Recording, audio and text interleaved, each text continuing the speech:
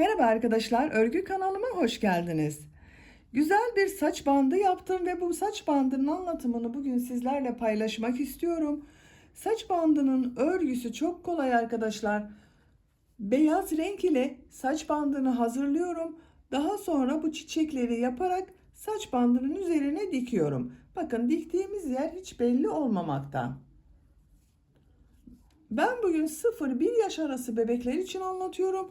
Ama siz bu saç bandını daha uzun yaparak istediğiniz yaş aralığında kız çocuklarınız için yapabilirsiniz. Hatta kendiniz için bile yapabilirsiniz. Bu saç bandının örgüsünde istediğiniz marka iplikleri kullanarak yapabilirsiniz. Ben beyaz iplik ile saç bandanasını yapıyorum. Daha sonra bu çiçeği de tercihinize ve zevkinize göre istediğiniz gibi yaparak hazırlayabilirsiniz. Tığ olarak da evinizde bulunan hangi numara tığ varsa o tığı kullanabilirsiniz. Ben bugün bu saç bandının örgüsünde bu tığı kullanıyorum. Siz de evinizde bulunan tığ ile örgünüze başlayabilirsiniz. Hazırsanız hep birlikte bu saç bandının örgüsüne başlayalım.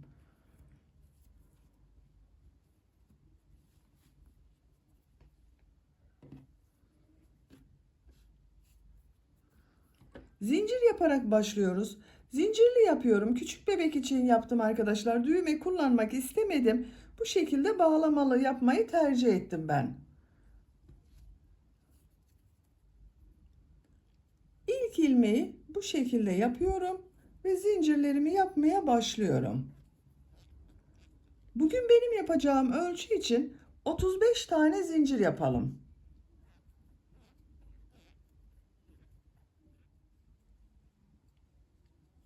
...35 zinciri yaptım.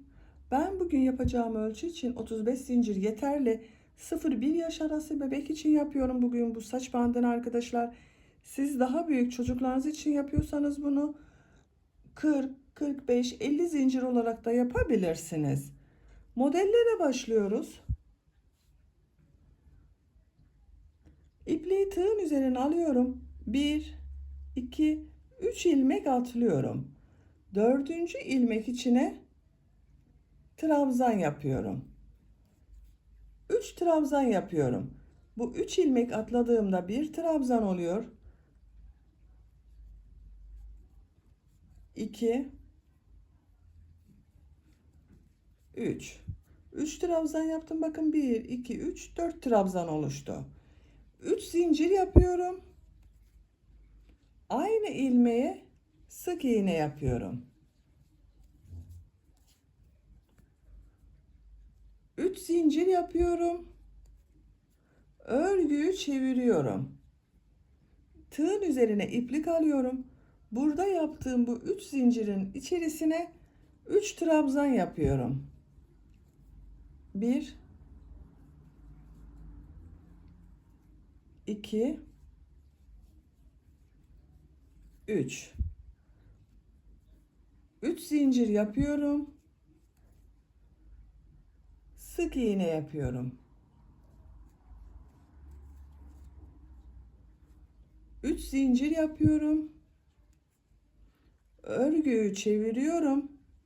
Tığın üzerine iplik alıyorum. Burada yaptığım bu 3 zincirin içine 3 trabzan yapıyorum. 1, 2, 3. 3 zincir yapıyorum. Aynı yere sık iğne yapıyorum. 3 zincir yapıyorum. Örgüyü çeviriyorum. Bu 3 zincirin içine 3 trabzan yapıyorum. 1, 2, 3. 3 zincir yapıyorum. Sık iğne yapıyorum. Bakın. Bu şekilde model yapıyoruz. Saç bandının örgüsü buraya kadar yaptığımız gibi devam edecek. 3 zincir yapıyoruz. Geriye dönüyoruz. Burada yaptığımız 3 zincirin içerisine 3 trabzan yapıyoruz. 3 zincir yapıp aynı zincirin içerisine sık iğne yapıyoruz. 3 zincir yapıp devam ediyoruz. Bu saç bandının örgüsünü yapacak olduğunuz bebeğinizin veya çocuğunuzun baş ölçüsüne göre bu sıra sayılarını tekrarlayarak devam edip tamamlayalım. Saç bandının örgüsünü yapacağım ölçüye kadar ben tamamladım. Kaç sıra yaptığımı sayıyorum. Bakın şu şekilde modelleri sayıyorum. 1, 2, 3, 4, 5, 6, 7, 8, 9, 10, 11, 12, 13, 14, 15, 16, 17, 18, 19 sıra yaptım. Benim yapacağım ölçü için bu sayı yeterli. Santimetre olarak da ölçüyorum.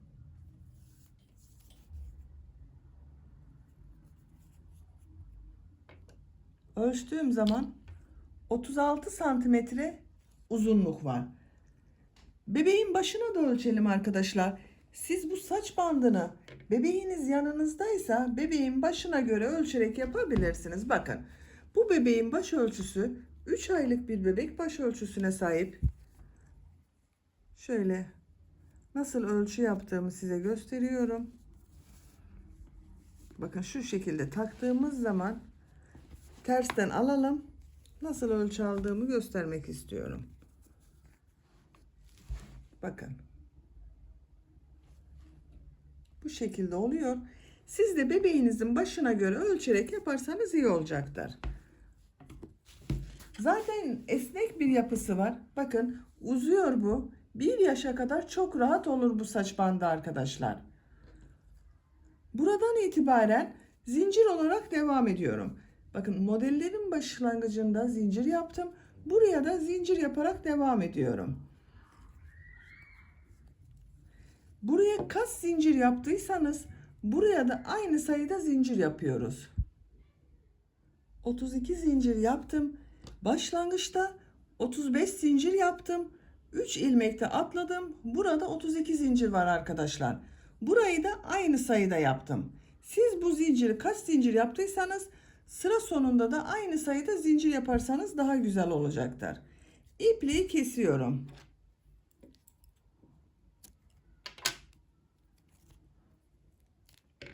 Saç bandının örgüsünü tamamladık. Şimdi bunu süslemek istiyorum. Bu saç bandına bu şekilde bir çiçek yapmak istiyorum bakın. Bunun gibi bir çiçek yapacağız. Bu çiçeğin örgüsünü yapmak için de 3 renk kullanıyorum. Bir de sarı 4 renge ihtiyacımız var arkadaşlar. Yine aynı saç bandını yaptığım beyaz iplik, yeşil iplik ve bu şekilde bir pembe iplik kullanıyorum. Tomurcuk bölümünü yapmak için de çok az miktarda sarı ipliğe ihtiyacımız var. Tığ olarak saç bandını ördüm. Tığ ile örgüme devam ediyorum. Bu çiçeği de yapalım. Sizinle birlikte bu saç bandına dikeriz.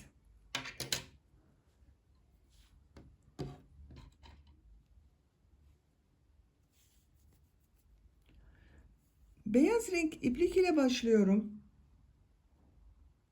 İlk önce çiçeğin bu orta bölümde bulunan beyaz bölümünü yapacağız. Şu şekilde bir sihirli halka yapıyorum. İlmek yapıyorum. Parmağımla çıkardım. Bir zincir yaptım, sağlamlaştırdım. Bir zincir yapıyorum. Bu sihirli halkanın içine 10 sık iğne yapıyorum. 1 2 3 4 5 6 7 8 9 10 10 sık iğneyi yaptım. Yavaşça çekiyorum bakın. Bakın hiç boşluk kalmadı. İlk yaptığım ilmek ile ilmek kaydırması yaparak sırayı birleştiriyorum. İpliği de üstte tutuyorum. ilmek aldım, çektim. Tığın üzerinde bulunan ilmekten de çektim. İlmek kaydırması yaptım. Şimdi bu çiçek bölümlerini yapacağız. Trabzan şeklinde yapıyoruz bunu arkadaşlar. İpliği tığın üzerine alıyorum. Bu ilk gördüğüm ilmek içine 5 trabzan yapıyorum. 1 2 3 4 5. İpliği tığın üzerine almadan burada bulunan ikinci ilmek içerisine sık iğne yapıyorum.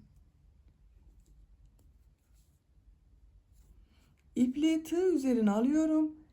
Bu ilmek içine 5 trabzan yapıyorum. 1 2 3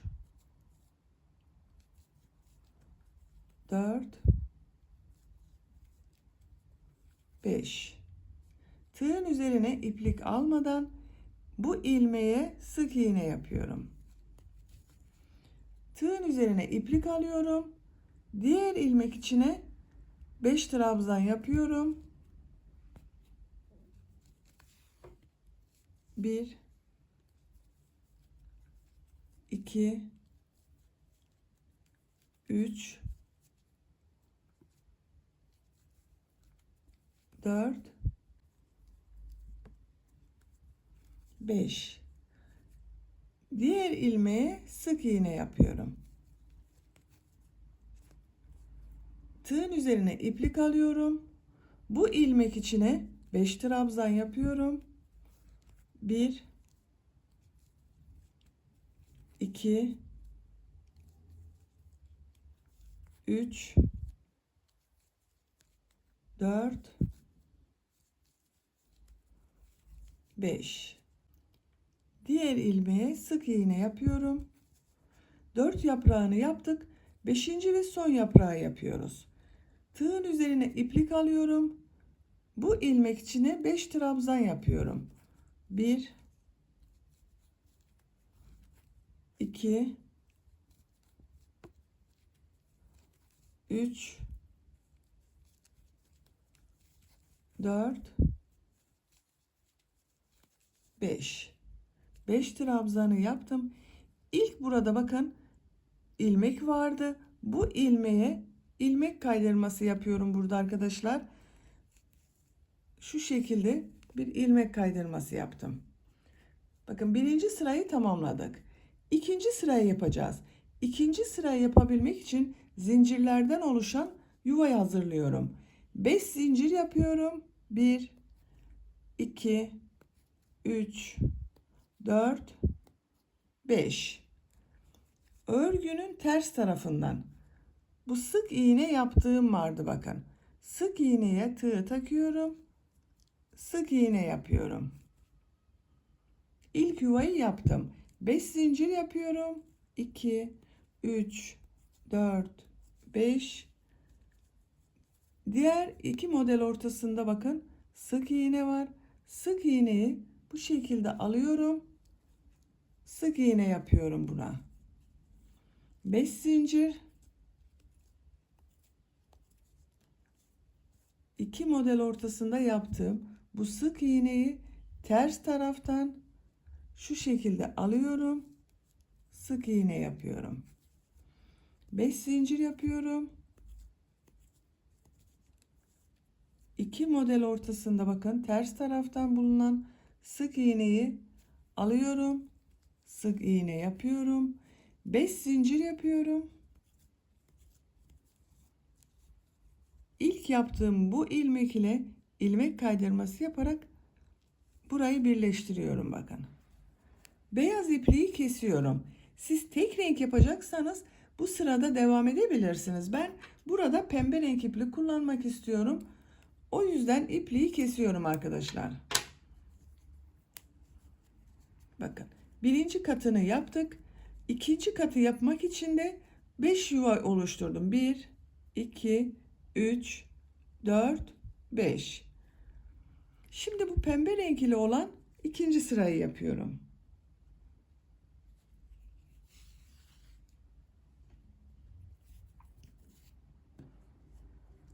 İkinci sıraya başlamak için buradan bakın. Bir ilmek yapıyorum.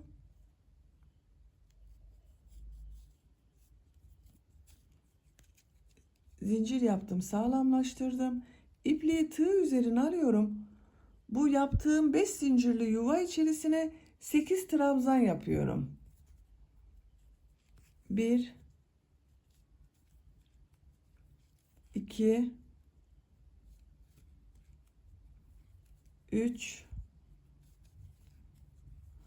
4, 5, 6, 7, 8. İpliklerin ucu da bakın yaptığım bu trabzanların arasında kaldı. Kesiyorum bunu.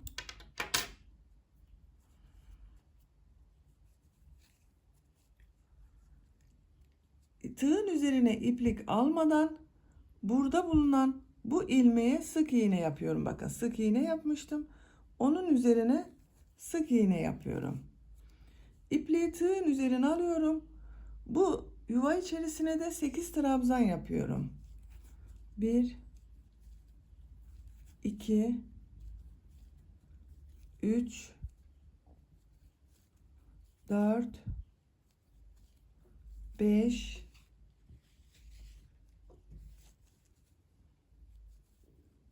6,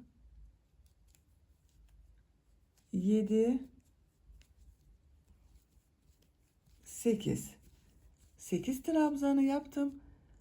Bu sık iğnenin üzerine sık iğne yapıyorum. Tığın üzerine iplik alıyorum.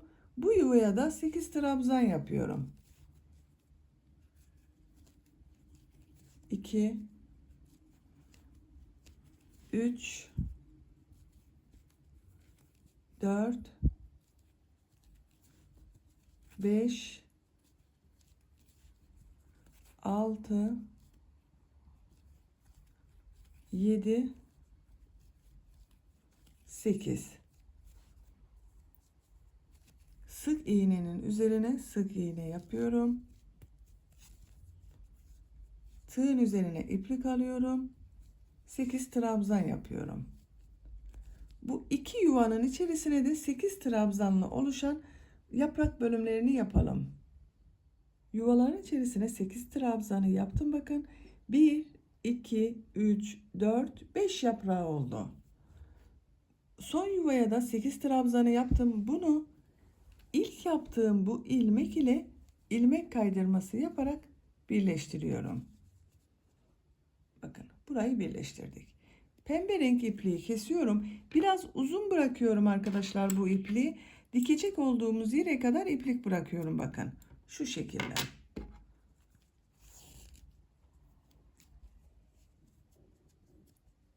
İkinci katında yaptık. Şimdi bu kurçuk gibi görünen bölümleri yapacağız. Bunun bakın ikisini biraz daha kısa yapıyorum. Ortada bulunanı biraz daha uzun yapıyorum. Siz bunu tercihinize göre daha kısa veya daha uzun da yapabilirsiniz.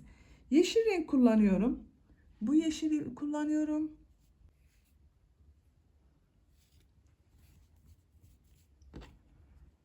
Örgünün ters tarafından başlıyorum. Şu ipliği içeriye alıyorum. Bakın buradan beyazlı yaptığım çiçeğin buradan ilmek alıyorum. Yeşil renkli ipliği bir defa bağlıyorum. Bağlarsak daha sağlam olur.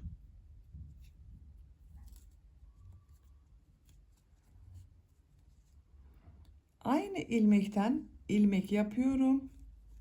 Zincir yapıyorum. Bunu yapacağınız uzunluğa göre istediğiniz gibi zincir yapabilirsiniz. Ben 18 zincir yapıyorum. 1, 2, 3, 4, 5, 6, 7, 8, 9, 10, 11, 12, 13, 14, 15, 16, 17, 18. 18 zinciri yaptım. Bu zincirler üzerine her ilmeğe 2 sık iğne yapacağız. Bir ilmek atlıyorum. İkinci ilmeğe 2 sık iğne yapıyorum. 1, 2. İkinci ilmeğe de 2 sık iğne yapıyorum. 1, 2. 1, 2. 1, 2. 1, 2. Bu şekilde her ilmeğe 2 sık iğne yaparak devam ettiğimiz zaman bu kendi kendine kıvrılacak arkadaşlar. Zincirlerin üzerine sık iğneler yaparak devam edelim. Zincirler üzerine ikişer defa sık iğne olarak ben tamamladım. Görüntü olarak bakın kıvrılmaya başladı arkadaşlar. Şu şekilde yaptığımız zaman kıvrılıyor gördüğünüz gibi. Siz bunu daha uzun yaparsanız daha fazla kıvrılma olacaktır. Son yaptığım sık iğneyi burada yaptığım ilk ilmek ile bir ilmek kaydırması yapıyorum. Bu kenarda bulunan tırtıl oluyor. Ben şimdi orta bölümde olanı yapıyorum. Bunu biraz daha uzun yapmak istiyorum. Onun için 20 zincir yapıyorum bunu. İlk yaptığımı 18 zincir yaptım. Bunu 20 zincir yapıyorum. 1, 2, 3, 4, 5, 6, 7, 8, 9, 10, 11, 12, 13, 14, 15, 16, 17, 18, 19, 20. 20 zinciri yaptım. Bir ilmek atlıyorum. İkinci ilmeğe 2 sık iğne yapıyorum. 1, 2. Diğer ilmeğe de 2 sık iğne yapıyorum. 1, 2. 1, 2. Bunu da yaptığımız gibi zincirler üzerine sık iğneler yaparak devam edelim. Zincirler üzerine ikişer defa sık iğneler yaparak tamamladım. Bakın bu da kıvrılıyor arkadaşlar. Şu şekilde kıvrılıyor. Son zincirin üzerine de son sık iğneyi yaptım. Bunu burada yaptığım ilk ilmek ile ilmek kaydırması yaparak birleştiriyorum. Bu ortada olan da. Şimdi tekrar bu ilk yaptığım sayı ile 18 zincir yapıyorum. 1, 2, 3, 4, 5, 6, 7, 8, 9, 10, 11, 12, 13, 14, 15, 16, 17, 18. 18 zinciri yaptım. Bir ilmek atlıyorum. İkinci ilmek içine 2 sık iğne yapıyorum. Diğer ilmeklere de ikişer defa sık iğne yapıyorum.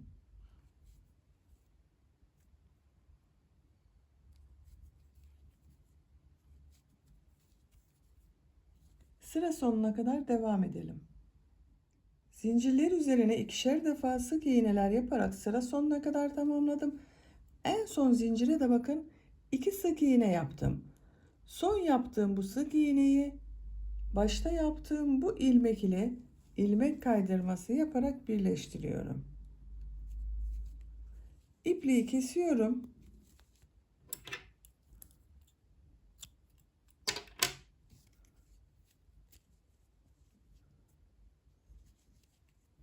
Bakın arkadaşlar çok güzel oldu. Kıvrım kıvrım oldu. Dediğim gibi siz bunu daha uzun istiyorsanız Daha birkaç zincir fazladan yapabilirsiniz. Ben kenarda bulunanları 18 zincir ile başladım. Ortada bulunanı 20 zincir ile yaptım.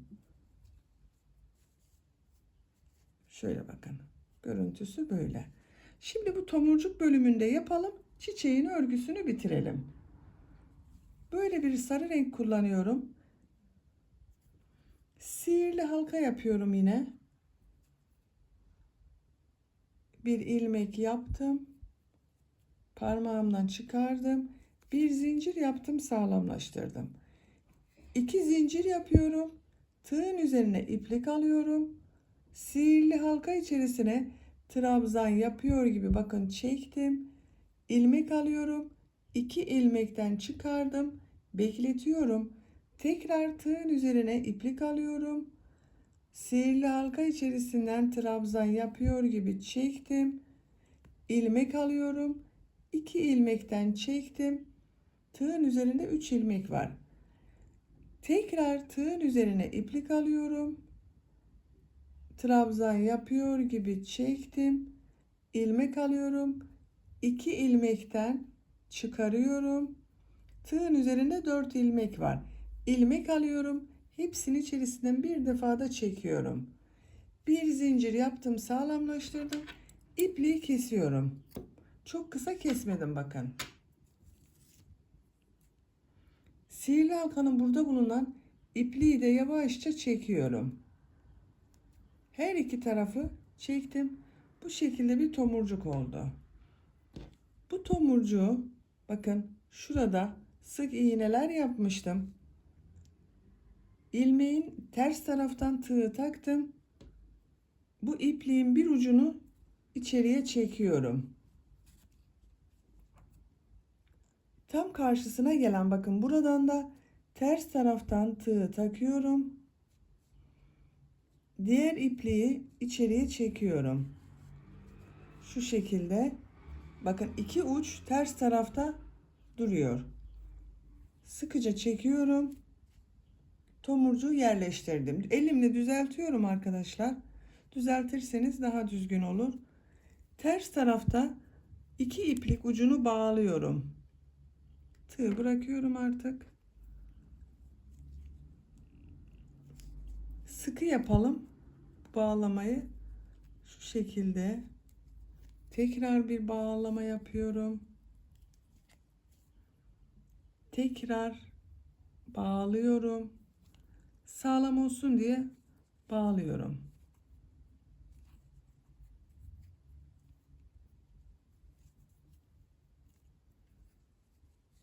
İpliği kesiyorum.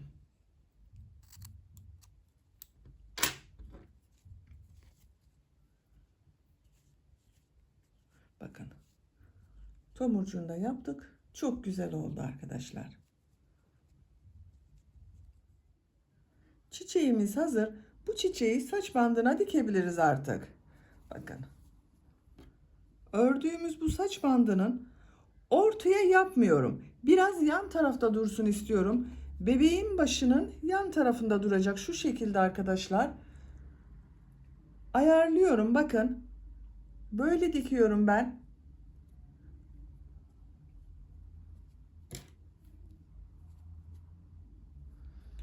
İpliğin ucunu iğneye taktım.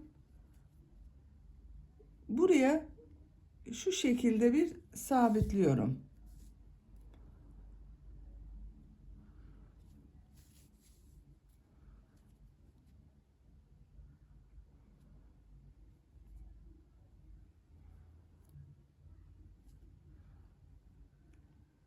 İlmeklerden alarak sabitliyorum bu şekilde.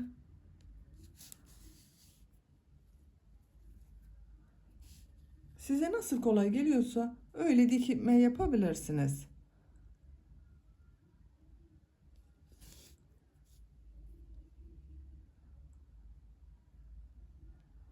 Bakın ilmeklerden alıyorum. Diğer taraftan da görünmüyor.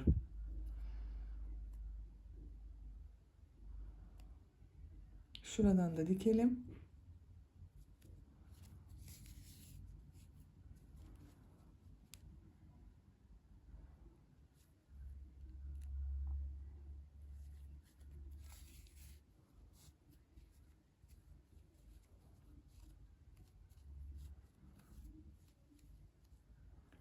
Bu yeterli. Burada ilmek yaparak sağlamlaştırıyorum. Bakın bir defa doladım. Çekiyorum.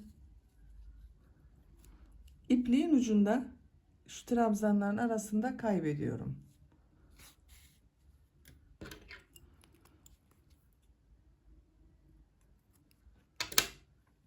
Bakın. Saç bandanamız hazır arkadaşlar. Bebeğin başında nasıl duracağına bakıyorum. Yan tarafa yaptık. Bakın ortaya yapmadım. Manken bebeğimizi alıyorum. Bakın şu şekilde taktığım zaman bebeğin başının yan tarafında duruyor.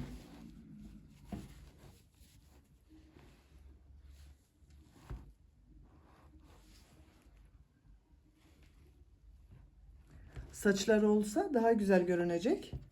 Saçları olmadığı için kendisini göstermedi. Sizin bebeklerinizin saçları vardır. Onda daha güzel görünecektir.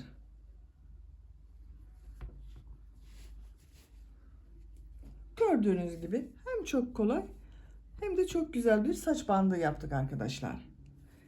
Beni dinlediğiniz ve izlediğiniz için hepinize çok teşekkür ederim. Kanalıma abone değilseniz abone olmayı unutmayın lütfen.